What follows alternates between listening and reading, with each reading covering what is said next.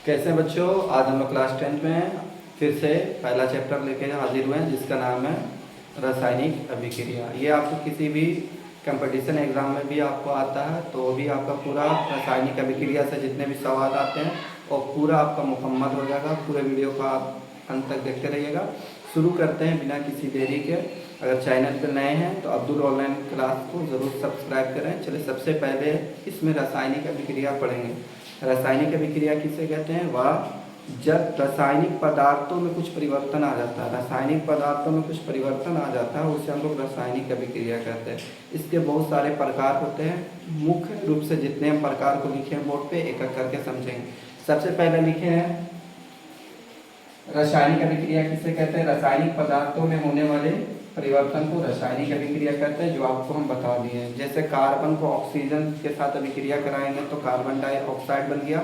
दो तत्व था, तत्व से मिलकर यौगिक बन गया। इस दोनों में चेंजेबल आया। इस परिवर्तन को ही हम लोग कहते हैं रासायनिक अभिक्रिया। या इसको ऐसे भी डिफिनेशन हम लोग लिख सकते हैं, दो या दो से अधिक तत्व या यौगिक आपस में अभिक्रिया करके नए यौगिक का निर्माण करे जिसका गुण अभिकारक से भिन्न हो। ये इतना कंप्लीट है। चलते हैं पहला नंबर अभिक्रिया में संयोजन अभिक्रिया। संयोजन का मतलब क्या होता है? आप लोग सोचते हैं संयोजन, संयोजन का मतलब होता है जोड़ना। वह रासायनिक अभिक्रिया जिसमें दो या दो से अधिक तत्व या यौगिक आपस में संयोग करके नए यौगिक का निर्माण करे तो उसे संयोजन अभिक्रिया कहते हैं। इस संयोजन अभिक्रिया में हम लोग जानेंगे, इसका एग्जाम्पल देखेंगे। संयोजन अभिक्रिया का एग्जाम्पल क्या है इस बोर्ड पे जानेंगे कि संयोजन अभिक्रिया किसे कहते हैं। तो सब में आपको ऐड करना वह रासायनिक अभिक्रिया जिसमें दो या दो से अधिक तत्व या यौगिक आपस में संयोग करके नए यौगिक का निर्माण करते हैं तो उसे संयोजन अभिक्रिया कहते हैं। संयोजन अभिक्रिया को ऊष्माक्षेपी अभिक्रिया भी कहते हैं। यह बहुत इंपॉर्टेंट है, जो एग्जाम में आपको डायरेक्ट छप जाएगा। संयोजन अभिक्रिया को कौन सा अभिक्रिया कहते हैं? ऊष्माक्षेपी। मतलब ये अभिक्रिया होने के बाद ऊष्मा निकलता है। ऊष्मा मतलब किसी चीज़ को हम रगड़ेंगे तो ऊष्मा निकलता है, गर्मी निकलता है, उसी को हम बोलते हैं ऊष्मा। तो जब अभिक्रिया के बाद में अगर ऊष्मा का उत्पन्न होगा तो उसे ऊष्माक्षेपी अभिक्रिया कहते हैं। यहाँ पे एग्जाम्पल देखते हैं। संयोजन अभिक्रिया, कार्बन एक तत्व है, कार्बन तत्व ऑक्सीजन दोनों को आपस में संयोग किए। संयोग मतलब जोड़ना, संयोग मतलब जोड़ना। कार्बन तत्व है, ऑक्सीजन तत्व है, जब दोनों को ऐड करके क्या बन गया? Carbon dioxide. और प्लस क्या निकला? ऊष्मा। इसलिए इसको ऊष्माक्षेपी अभिक्रिया भी कहते हैं। आपसे पूछ जाएगा संयोजन अभिक्रिया को कौन सा अभिक्रिया कहते हैं, तो याद रखिएगा ऊष्माक्षेपी अभिक्रिया कहते हैं। अब आते हैं अगला नंबर में। जैसे यहाँ पे कैल्शियम ऑक्साइड, ये यौगिक है। कैल्शियम ऑक्साइड क्या? इसको हम लोग बोलते हैं कल्ली चूना। कौन चूना बोलते हैं? कल्ली चूना। देखिए यहाँ पे बोर्ड पे लिख रहे हैं CaO का एक नाम होता है कल्ली चूना। ठीक है, इसको एक और नाम है बिना बुझा हुआ चूना। एक और नाम है बिना बुझा हुआ चूना। इसका एक और नाम क्या है? बिना बुझा हुआ चूना। ठीक है, आगे समझते हैं। कैल्शियम ऑक्साइड को यहाँ पे ध्यान से देखिएगा, यहाँ पे लिखा हुआ कौन सा ऑक्साइड? Calcium oxide. तो कैल्शियम ऑक्साइड को जैसे हम लोग कार्बन डाइऑक्साइड के साथ संयोग करेंगे तो बन जाएगा कैल्शियम कार्बोनेट, संगमरमर बन जाएगा, या इसको बोलते हैं चूना पत्थर। याद रखिएगा, इसको बोलते हैं चूना पत्थर। और प्लस ऊष्मा निकलेगा। कैसे बना? जब यहाँ पे कल्ली चूना को कार्बन डाइऑक्साइड के साथ अभिक्रिया कराएंगे तो बनेगा कैल्शियम कार्बोनेट। कहने के मतलब जैसे यहाँ पे ये दो मार्कर है, दोनों मार्कर के मिला के एक मार्कर बन जाएगा तो ये हो जाएगा कौन सा अभिक्रिया? संयोजन अभिक्रिया। कहने का मतलब एक एक का सिक्का दो ठो लिए और दोनों को मिलकर 2 रुपया का सिक्का हो गया, वो हो गया संयोजन अभिक्रिया। अब आते हैं वियोजन अभिक्रिया किसे कहते हैं। अब देखते हैं वियोजन अभिक्रिया। वह रासायनिक अभिक्रिया जिसमें एक चीज दो भागों में बढ़ जाएगा। ठीक है, कहने का मतलब क्या हुआ? वह रासायनिक अभिक्रिया जिसमें कोई यौगिक को गर्म करेंगे या कोई भी अभिक्रिया करने के बाद, प्रक्रिया करने के बाद एक यौगिक दो या दो से अधिक भागों में बढ़ जाएगा तो उसको कहते हैं वियोजन अभिक्रिया। जस्ट इसका एग्जाम्पल संयोजन के यहाँ उल्टा होता है। जबकि संयोजन पढ़ा है ऊष्माक्षेपी अभिक्रिया होता है, तो वियोजन हो जाएगा ऊष्माक्षेपी अभिक्रिया। आई होप इतना समझ में आ रहा होगा।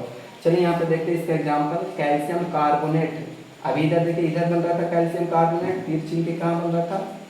तो दाईं ओर, यहाँ हो रहा है बाईं ओर। तो कैल्शियम कार्बोनेट को जैसे हम लोग गर्म करेंगे, हीट करेंगे, तो बनेगा CaO और प्लस कार्बन डाइऑक्साइड। तो आपको ऑब्जेक्टिव में आपको बनेगा कि कैल्शियम कार्बोनेट को गर्म करने पे कौन सा गैस का उत्सर्जन होता है, तो कार्बन डाइऑक्साइड गैस का उत्सर्जन होता है। अब यहाँ पे बोलेगा कि कैल्शियम कार्बोनेट को बनाने के लिए कौन सा गैस, तो कार्बन डाइऑक्साइड। लेकिन कैल्शियम कार्बोनेट को जैसे ही गर्म करेंगे तो हमको मिलेगा कौन सा गैस, कार्बन डाइऑक्साइड गैस मिलेगा।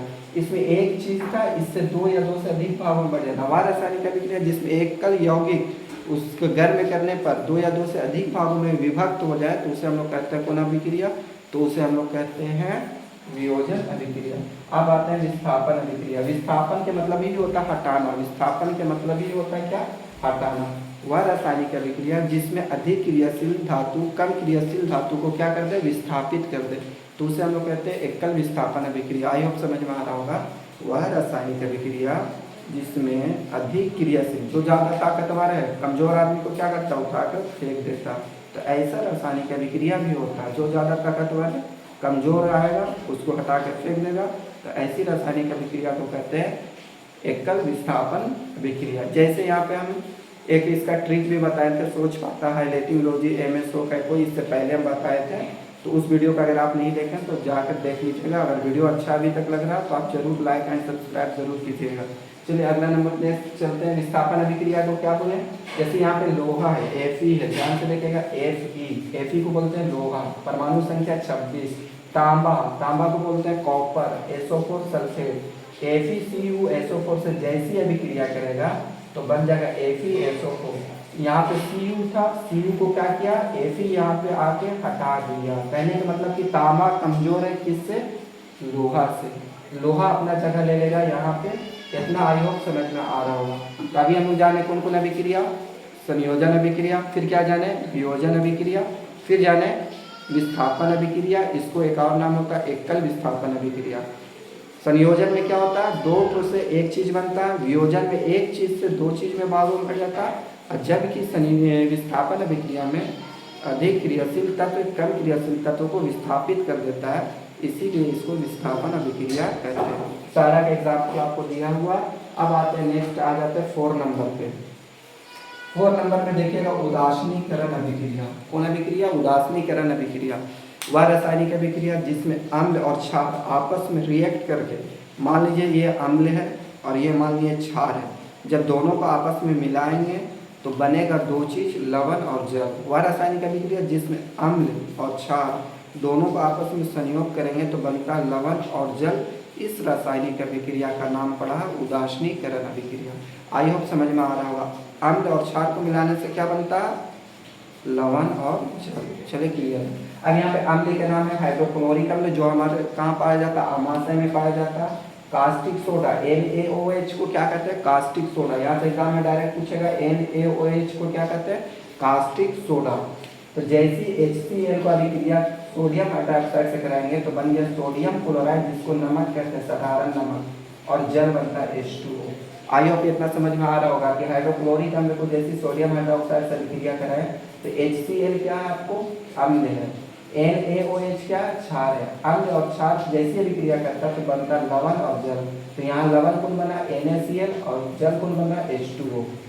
अब आ जाता है 5 नंबर में उभय या विस्थापन अभिक्रिया। इसको आसान भाषा में याद करने का तरीका है कि जब दो या दो से अधिक यौगिक आपस में आयनों का आदान प्रदान, आयनों मतलब क्या होता है, मतलब कि धन आयन और ऋण आयन, प्लस और माइनस, मतलब जो तत्व रहेगा इसमें क्या करेगा, आयनों का लेन देन करेगा। उसके बाद जो यौगिक बनेगा तो उसे हम लोग कहते हैं उभय या विस्थापन अभिक्रिया। जैसे NaCl AgNO3, सोडियम क्लोराइड को जैसी सिल्वर नाइट्रेट के साथ अभिक्रिया करेंगे तो AgCl बनेगा और सोडियम नाइट्रेट बनेगा। इस रासायनिक अभिक्रिया का नाम है उभय विस्थापन अभिक्रिया। अब आते हैं प्रकाश रासायनिक अभिक्रिया किससे कहते हैं।